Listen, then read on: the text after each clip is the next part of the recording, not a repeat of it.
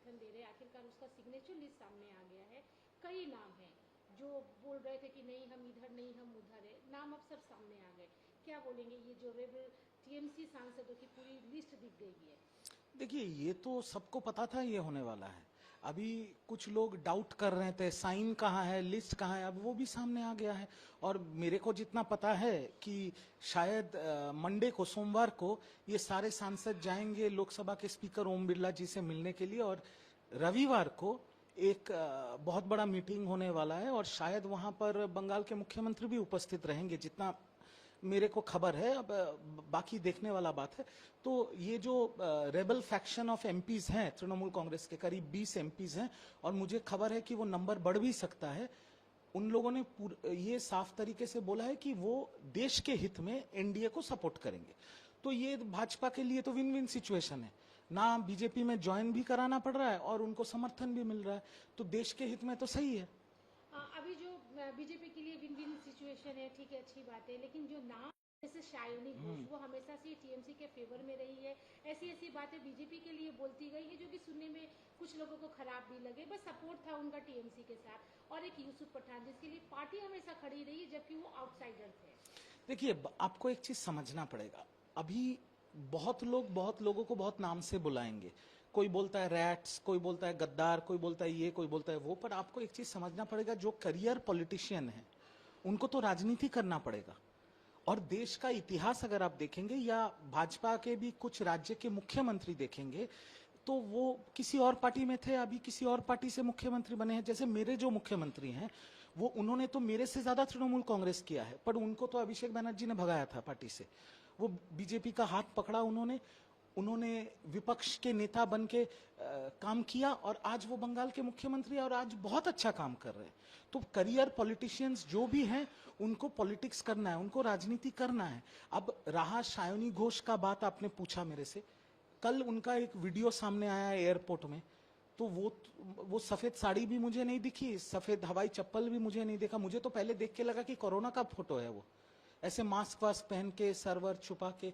तो बात यह है कि कुछ दिनों पहले जब तृणमूल कांग्रेस ने अपने सारे पोस्ट्स डिसॉल्व कर दिए थे, उसके बाद भी जब घोषणा किया था नए तरीके से तृणमूल कांग्रेस ने, तब भी शायोनी घोष जी यूथ प्रेसिडेंट थे बंगाल के।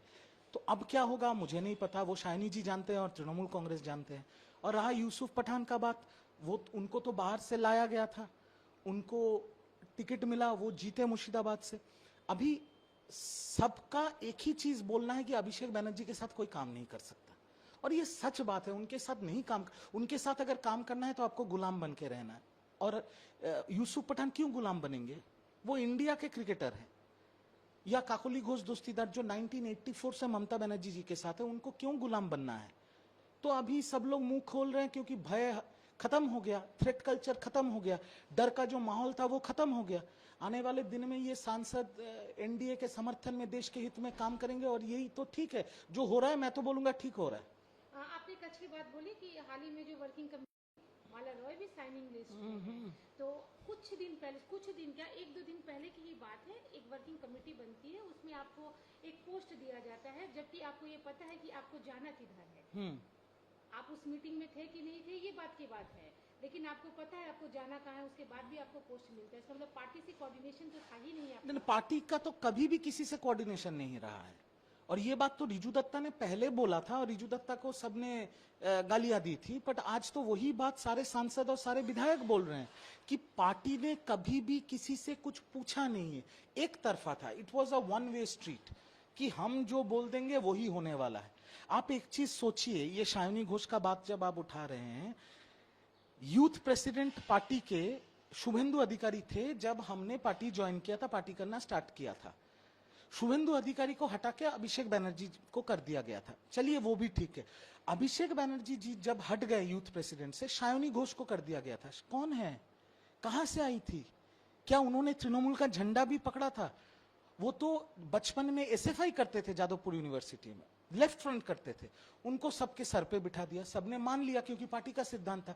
पार्टी के किसी कार्यकर्ता से या यूथ के किसी नेता से कभी पूछा नहीं गया था, सबने उनको मान लिया था। और इस बार भी अभी देख के लग रहा है कि ये साइन हुआ था 18 मई को, और उनका नाम आया था उसके बाद। तो इसका मतलब सायनी घोष से किसी से पूछा भी नहीं, उनका नाम डिक्लेयर हो गया था। अब पार्टी संभाले इसको, पार्टी समझेगी ये बात। पार्टी की ये बात करें तो कल्याण बनर्जी का टाइमिंग खिलाफ और ममता बनर्जी को एक अल्टीमेटम ही बोल सकते हैं दिया है कि दीदी या तो आप अभिषेक को चुनिए या तो हमें चुनिए। देखिए ये तो होना ही था।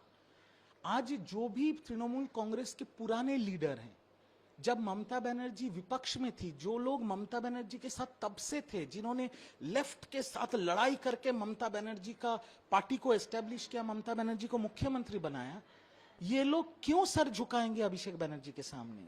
उनका क्रेडेंशियल क्या है? आज पार्टी का ये हालत इसलिए है क्योंकि एक व्यक्ति जिनका योग्यता नहीं है, एक पंचायत का इलेक्शन जीतने का, अगर ममता बनर्जी का नाम नहीं रहा, उन व्यक्ति को प्रतिष्ठित करने के लिए ममता दीदी ने पूरा पार्टी को साइड कर दिया, क्योंकि उनको प्रतिष्ठित करना है। उनको 7,11,000 वोट मिला था ये 2024 के लोकसभा में। आज मैं गारंटी देके बोल रहा हूं, अगर अभिषेक बनर्जी जी डायमंड हार्बर से कंटेस्ट करेंगे, 7,000 वोट नहीं मिलेगा उनको। तो ये तो माहौल है। डायमंड हार्बर मॉडल के जो अभिषेक बनर्जी के जो स्तंभ थे, वो उनको तो अभी पुलिस हाफ पैंट में घुमा रही है रोड पे, ये पुष्पा लोगों को। तो माहौल ये है, डर था, डर का माहौल था पूरे पश्चिम बंगाल में। जो भ्रष्टाचार करेगा, जो पैसा उठाएगा, जो लोगों को मारेगा, जो लोगों को काटेगा, उनको सर पे बिठाया जाएगा। और जो लोग पार्टी करेगा, पार्टी के लिए अपना समय देगा, अपना जान दांव पे रख के पार्टी करेगा, उनको कभी मौका नहीं मिलेगा। आज वो खुल के सामने आ रहा है। और कल्याण जी ने तो अपना मुंह खोल दिया है, अल्टीमेटम दे दिया कि या तो हमें चुनो या अभिषेक बनर्जी के चुनो। मैं आपको ये भी बोल रहा हूं, जो ममता बनर्जी के ओल्ड गार्ड्स हैं, जो आज भी बंगाल में ममता बनर्जी के साथ खड़े हैं, वो भी आने वाले दिन में यही बोलने वाले। ये जो पुराने कुछ एमपीज भी बोलेंगे, क्या वजह है कि उन्होंने साइन नहीं किया? क्योंकि उन्हें भी पता है कि पार्टी के भीतर चल क्या रहा है। देखिए, कुछ लोग साइन नहीं कर रहे हैं क्योंकि उनकी मजबूरी है। उनको जिस जगह से वोट मिला है, उस जगह में उन्होंने सर्वे किया है, और सर्वे करके उनको पता चल गया अगर वो साइन करेंगे तो आने वाले दिन में उनको वोट नहीं मिलेगा, तो वो उसलिए बंद चुप है। और कुछ लोग इसलिए साइन नहीं कर रहे हैं क्योंकि उनके लिए बीजेपी का दरवाजा बंद है। मैं सीधा सीधी खुला ये बात कर रहा हूं। तो इसीलिए वो लोग अभी भी साइन नहीं कर रहे हैं। बट मुद्दे की बात यह है कि अभी तृणमूल कांग्रेस साइन बोर्ड बन गई है, और तृणमूल कांग्रेस ममता बनर्जी, और ममता बनर्जी ही तृणमूल कांग्रेस है, इसमें कोई दोहरा नहीं है।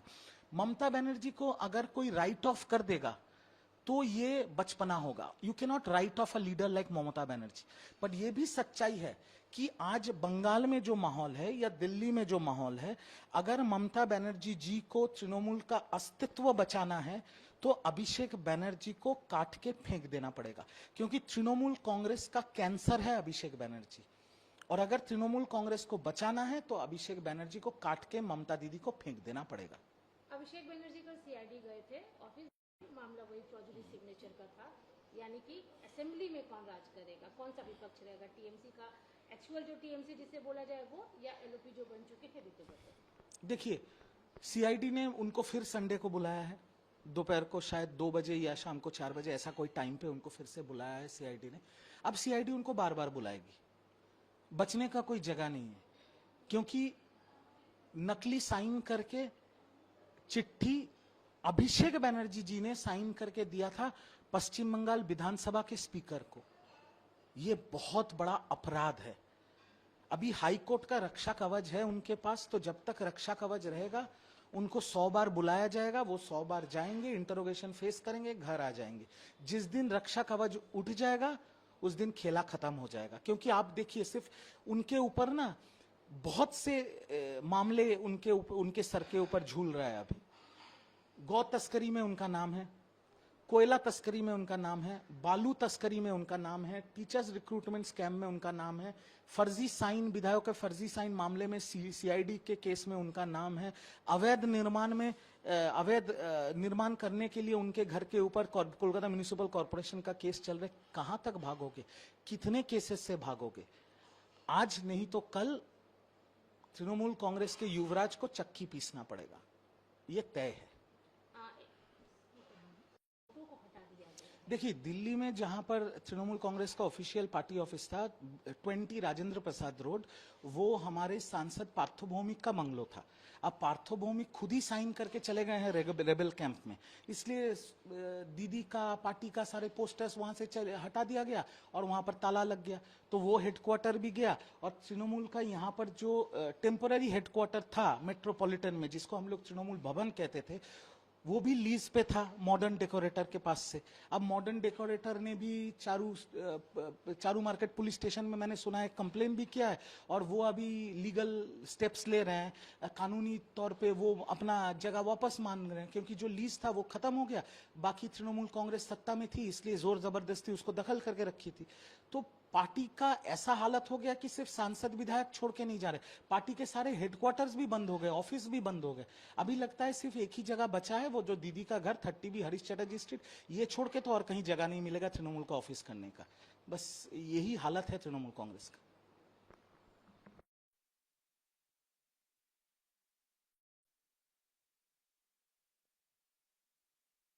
आप मांगो ना कि खाली कॉपी दे दो मेरे को, नहीं देगा ना।